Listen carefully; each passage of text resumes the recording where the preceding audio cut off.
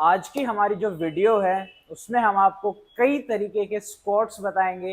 And अगर हम trainers की माने या गुरुजी लोगों की माने तो उन अलग अलग स्क्वाट्स से मेरे अलग अलग मसल्स ट्रेन होते हैं। जैसे कि हमारे पास है सुमो स्क्वाट्स, जिससे क्या होगा कि मेरी इनर थाई बिल्ट होगी, इनर थाई ट्रेन होगी। सुमो स्क्वाट्स में क्या है, वो पर्टिकुलरली मेरी सिर्फ क्वाड्रिसेप को ट्रेन करेगी। एंड उसके बाद आता है हील स्क्वाट। हील स्क्वाट में क्या करते हैं कि एडी के नीचे प्लेट लगा के या कोई भी ऐसी चीज लगा के कि मेरी हील को रेज करते हैं, उसके बाद स्क्वाट्स करते हैं। तो ऐसे 3-4 तरीकों के स्क्वाट्स होते हैं। बट बेस्ट स्क्वाट्स कौन सा है या फिर किस स्क्वाट से कौन सा मसल मेरा ट्रेन होता है, ये आज हम बात करेंगे। तो सबसे पहले तो एक स्क्वाट्स की एनाटमी एंड काइंसोलॉजी को जानते हैं। स्क्वाट्स एक स्ट्रक्चरल मूवमेंट, एक फंक्शनल मूवमेंट है जिसमें कि हमारे दो जॉइंट्स इन्वॉल्व होते हैं, मेरा नी जॉइंट एंड मेरा हिप जॉइंट। नी के ऊपर क्या होता है, knee extension, and hip joint के ऊपर क्या होता है, हिप एक्सटेंशन। नी एक्सटेंशन मेरा कराता है क्वाड्रिसेप, उसका पूरा नाम है क्वाड्रिसेप फिमोरिस, उसको शॉर्ट फॉर्म में हम क्वाड्रिसेप या क्वाड्स भी बोलते हैं, बट फुल नेम क्या है, क्वाड्रिसेप फिमोरिस। इसके पीछे की जो हिस्ट्री है या जो क्वाड्रिसेप फिमोरिस इसका नाम क्यों रखा गया, जो ये मेरी फिमोरिस है, मेरी फीमर बोन को बोला जाता है फिमोरिस। एंड फीमर बोन के ऊपर ऐसा कौन सा मसल है जिसके 4 हेड है, क्वाड्रिसेप्स 4 हेड वाला मसल। तो फीमर बोन के ऊपर वो मसल जिसके मेरे 4 हेड है, तो वो कौन सा मसल है, क्वाड्रिसेप फिमोरिस, जो मेरी आगे की तरफ है, जो मेरी थाइज में आगे की तरफ है, उसका नाम है क्वाड्रिसेप फिमोरिस। दूसरा जॉइंट जो इन्वॉल्व होता है वो कौन सा होता है, हिप जॉइंट। हिप जॉइंट के ऊपर क्या होता है, हिप एक्सटेंशन। हिप एक्सटेंशन मेरा कौन सा मसल कराता है, ग्लूटियल मैक्सिमस। ग्लूटियल ग्रुप में भी मेरे पास 3 मसल्स आते हैं, gluteal Maximus, gluteal medius, gluteal minimus. जो ग्लूटियल मैक्सिमस है वो कराता है मेरा hip extension, and gluteal minimus and medius क्या कराते हैं, मेरी वहां पे पेल्विक स्टेबिलिटी कराते हैं। तो एक तरह से बोला जाए कि जब मैं एक पैर के ऊपर खड़ा होता हूँ तो वहां पे वो मेरे मसल्स इन्वॉल्व होते हैं, वहां पे वो मेरे को स्टेबिलिटी प्रोवाइड कराते हैं। एंड इसके साथ साथ जो मेरा हिप एक्सटेंशन है वहां पे मेरा हैमस्ट्रिंग ग्रुप भी इन्वॉल्व होता है। हैमस्ट्रिंग अगर बोला जाए तो वहां पे भी मेरे पास 3 मसल है, but according to some Guruji's वो मेरा एक ही मसल है। बट हैमस्ट्रिंग में मेरे पास 3 मसल आते हैं, कौन कौन से आते हैं, बाइसेप फिमोरिस, अगेन बाइसेप मतलब कि वो मसल जिसके 2 हेड है, एंड कहाँ पे, फिमोरिस, मेरी फीमर बोन के ऊपर वो मसल जिसके 2 हेड है। तो bicep femoris, semitendinosus and semimembranosus, ये 3 मसल आते हैं मेरे हैमस्ट्रिंग ग्रुप में। तो बाइसेप फिमोरिस में मेरे पास 2 हेड है, long head and short head. जो मेरा लॉन्ग हेड है वो बाई आर्टिकुलेट मसल है, मतलब कि 2 जॉइंट्स को कवर करने वाला मसल है। And semi टेंडनोसिस and semimembranosus, ये दोनों भी मेरे बाई आर्टिकुलेट मसल है। एंड जो बाइसेप फिमोरिस का दूसरा हेड है उसका नाम है शॉर्ट हेड। जैसे कि नाम है शॉर्ट, शॉर्ट मतलब छोटा, तो सिर्फ मेरे नी जॉइंट को कवर करता है, वो मेरे हिप जॉइंट को कवर नहीं करता है, वो यूनी आर्टिकुलेट मसल है। तो जब हम स्क्वाट्स करते हैं मेरे पास 2 जॉइंट्स इन्वॉल्व होते हैं, कौन कौन से, knee joint and hip joint. Knee joint के ऊपर क्या होता है, मेरे पास नी एक्सटेंशन। हिप जॉइंट के ऊपर क्या होता है, हिप एक्सटेंशन। तो मसल इन्वॉल्वमेंट की बात करें तो कौन कौन सा होता है, quadricep femoris, gluteal Maximus and hamstring group. And type of movement कैसी है, कंपाउंड मूवमेंट है, स्ट्रक्चरल मूवमेंट है, जहां पे मेरी तकरीबन ऑल ओवर बॉडी, तकरीबन पूरी बॉडी मेरी एक साथ वर्क करती है। हमारे पास कॉन्ट्रैक्शन भी 2 तरीके के हैं, एक है आइसोटोनिक, एक है आइसोमेट्रिक। आइसोटोनिक में मेरे पास आता है quadricep femoris, gluteal Maximus and hamstring group. And isometric में मेरे पास आता है ट्रांसवर्स एब्डोमिनस, इरेक्टस स्पिने, मल्टीफिडस। मेरी अपर बॉडी जो है, ऊपर की बॉडी जो है, वो मेरी आइसोमेट्रिक कॉन्ट्रैक्शन में ट्रेन होती है, एंड आइसोटोनिक में मेरी लोअर बॉडी ट्रेन होती है। तो इसीलिए इसको स्ट्रक्चरल मूवमेंट भी बोला जाता है, क्योंकि जब हम ये एक्सरसाइज करते हैं तो मेरी तकरीबन पूरी बॉडी एक साथ वर्क करती है, पूरी बॉडी एक साथ ट्रेन होती है। तो अब बात करते हैं सुमो स्क्वाट्स के बारे में। सुमो स्क्वाट्स में क्या होता है कि हमारा जो नॉर्मल मैकेनिज्म है, हर एक पर्सन का एक नॉर्मल, उसका जो नेचुरल मैकेनिज्म होता है वो हर एक पर्सन का अलग अलग होता है। कोई पर्सन होता है जो शोल्डर विड्थ के जितना ही अपने पैरों को ओपन करता है, कोई कम करता है, कोई ज्यादा करता है, बट हर एक पर्सन का उनका एक नेचुरल स्टांस होता है। सुमो स्क्वाट्स में हम क्या करते हैं, उस नेचुरल स्टांस से और भी ज्यादा हम वाइड पैरों को करते हैं, वाइड और भी ज्यादा पैरों को रखते हैं। उसमें क्या होगा, जैसे ही हमने अपने हिप जॉइंट को बाहर की साइड किया, अगेन जब मैं अपने पैरों को बाहर की साइड रखूंगा तो वहां पे मेरा नी जॉइंट नहीं हिलेगा, नी जॉइंट वहां पे कोई वर्क नहीं कर रहा, वहां पे मेरा हिप जॉइंट वर्क कर रहा है। तो जैसे कि बात करते हैं सुमो स्क्वाट्स की, सुमो स्क्वाट्स में हम क्या करते हैं, जो मेरा हिप जॉइंट है वो बाहर की तरफ जा रहा है, बट मेरे क्वाड्रिसेप्स फीमोरिस का एंड हिप जॉइंट का क्या रिलेशन है। क्वाड्रिसेप्स फीमोरिस में मेरे पास 4 हेड आते हैं, rectus femoris and vastus group. Vastus group में अलग 3 हेड आते हैं, बट जो रेक्टस फीमोरिस है वो मेरे इलियम से ओरिजिनेट होकर मेरे टिबिया पे इंसर्ट होता है, तो वो हेड मेरा हिप जॉइंट को कवर करता है, जो कि बाई आर्टिकुलेट मसल है। बट हिप जॉइंट के ऊपर भी वो क्या जॉइंट एक्शन कराता है, हिप फ्लेक्शन कराता है वो, ना कि अबडक्शन या अडक्शन।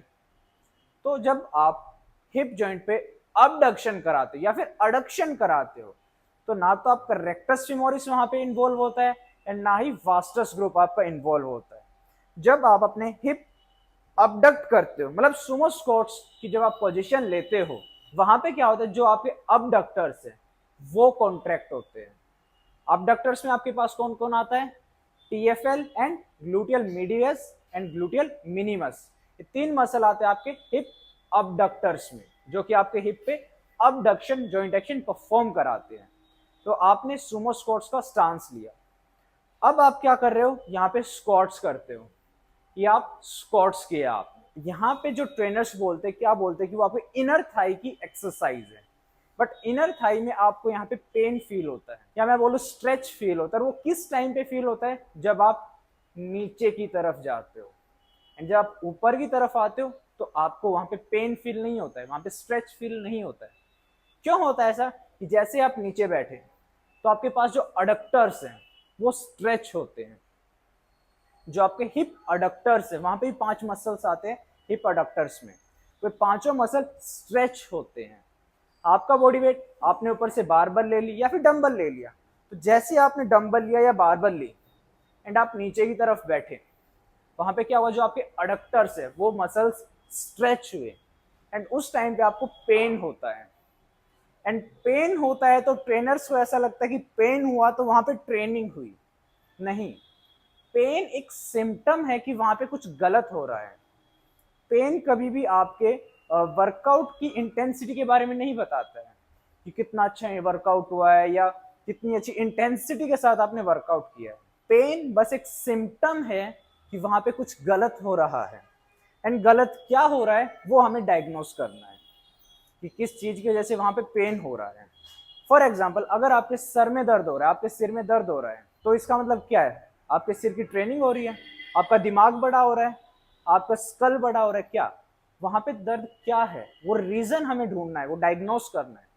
तो सेम जब हम सुमो स्क्वाट्स करते हैं, तो जब हम नीचे बैठते हैं, इस पोजीशन में हम नीचे बैठते हैं, तो हमें अंदर की साइड पेन होता है, मेरी थाई की अंदर की साइड पेन होता है। एंड पेन क्यों होता है, वहां पे मेरे हिप अडक्टर्स जो हैं वो स्ट्रेच होते हैं, एंड अगर वेट ज्यादा होगा तो जितना वो स्ट्रेच होंगे, एक टाइम आएगा वो मसल टीयर हो जाएगा एंड आपको इंजरी हो सकती है। यहाँ पे कोई अलग से मसल ट्रेन नहीं होता। मसल कौन सा ट्रेन होता है, जॉइंट एक्शन अगर मैं देखूं यहाँ पे सुमो स्क्वाट्स में भी, मेरे नी के ऊपर क्या हो रहा है, नी एक्सटेंशन हो रहा है, एंड हिप के ऊपर क्या हो रहा है, हिप एक्सटेंशन हो रहा है। तो मसल इन्वॉल्वमेंट मेरी सेम है, बस सुमो जब हम करते हैं तो मेरा बेस ऑफ सपोर्ट बढ़ जाता है, मेरा हिप जॉइंट अबडक्शन में चला जाता है स्टार्टिंग से ही, एंड जब अबडक्शन में मैं नीचे की तरफ बैठता हूँ तो मेरे अडक्टर्स स्ट्रेच होते हैं, एंड उस स्ट्रेच को ट्रेनर्स बोलते हैं कि यहाँ पे अब आपके मसल ट्रेन हो रहे हैं, नहीं, वो आपको इंजरी दे सकता है। एंड इसके बाद बात करते हैं नैरो स्क्वाट्स की। नैरो स्क्वाट्स में क्या करते हैं, अब आपको पैरों को क्लोज करना है, पैरों को क्लोज करके अब आपको स्क्वाट्स करने हैं। यहाँ पे क्या बोलते हैं कि यहाँ पे 100% आपका क्वाड्रिसेप ट्रेन होगा।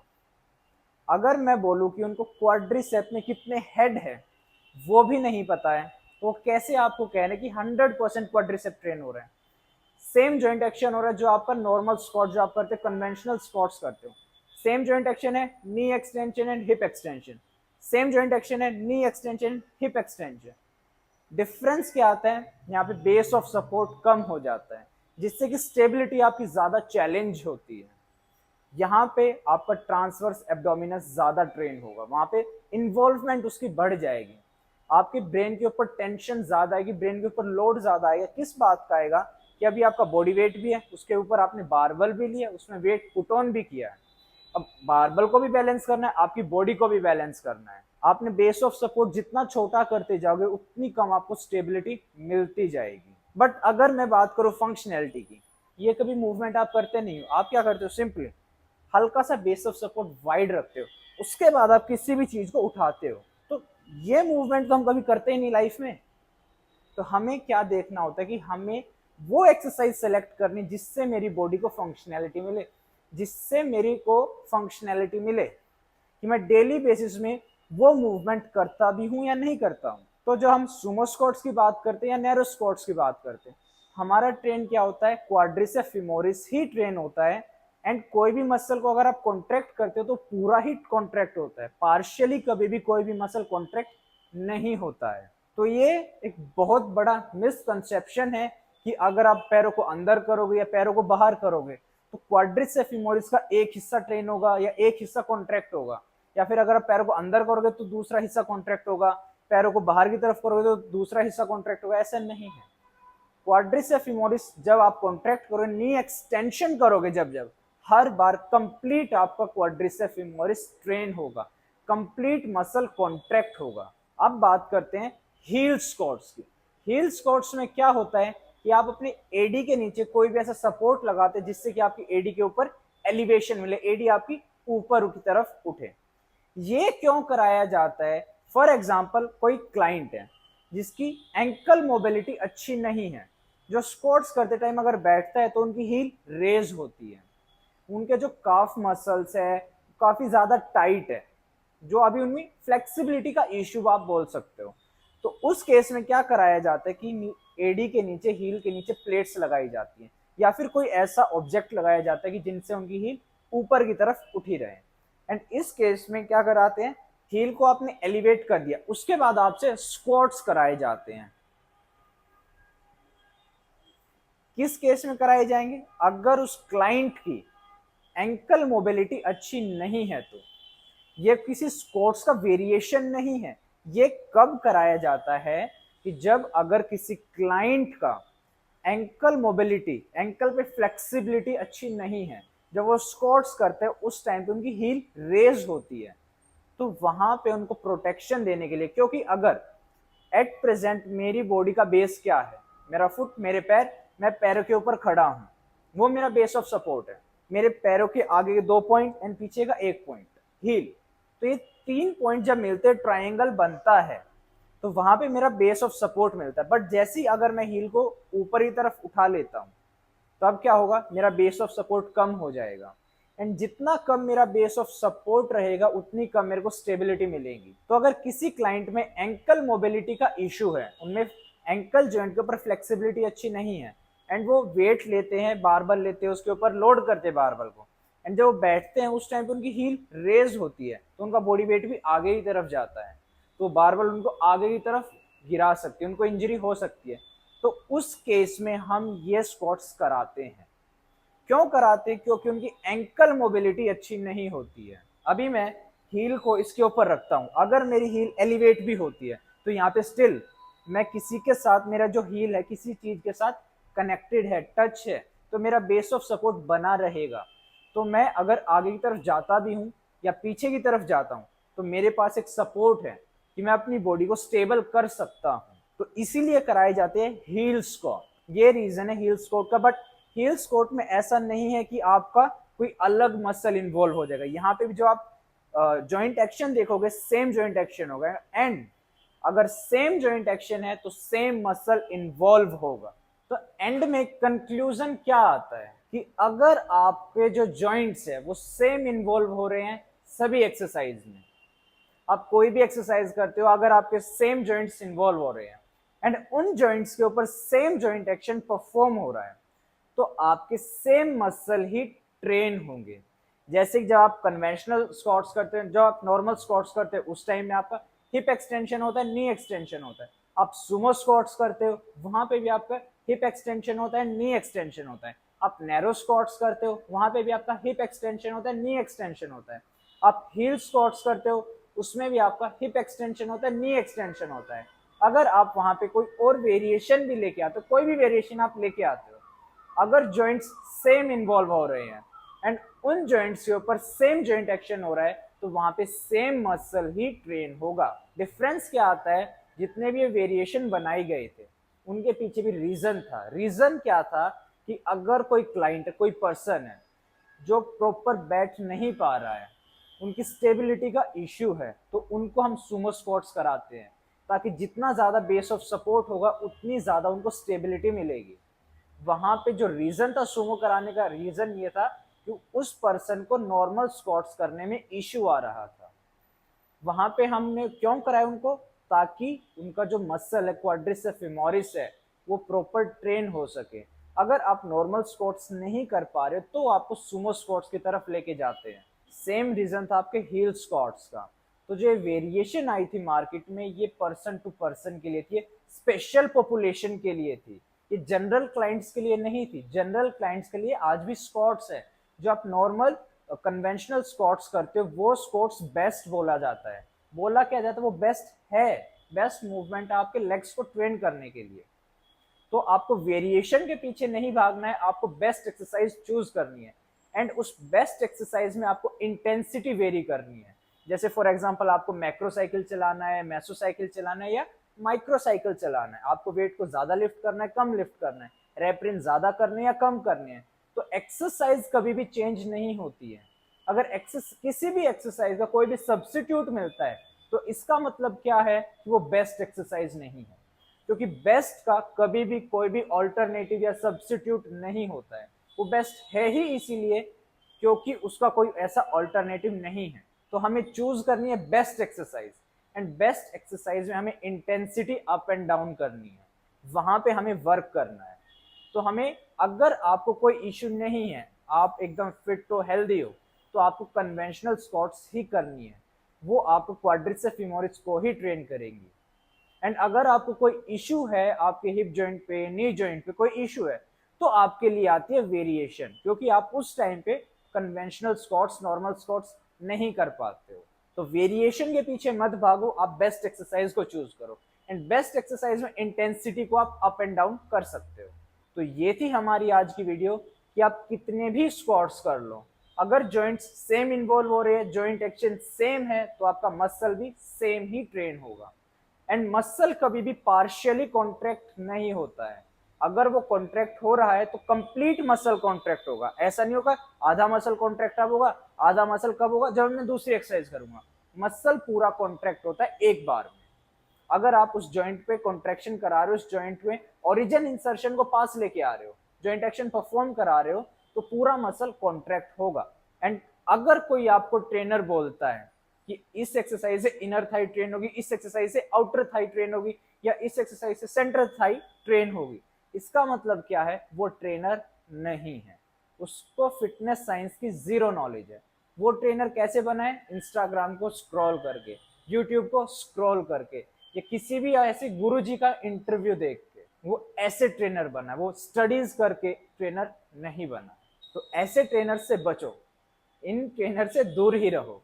तो ये थी हमारी आज की वीडियो, कैसी लगी कमेंट करके जरूर बताएं। एंड कमेंट करके ये भी बताओ कि आपके ट्रेनर्स ने लेग डे वाले दिन, स्क्वाट्स वाले दिन आपको कितनी तरीके की वेरिएशंस कराई है। एंड ऐसी और भी वीडियोस को देखने के लिए, फिटनेस साइंस को जानने के लिए, न्यूट्रिशन साइंस को जानने के लिए आप हमारे चैनल को सब्सक्राइब कर सकते हैं, कोच हिमांशु।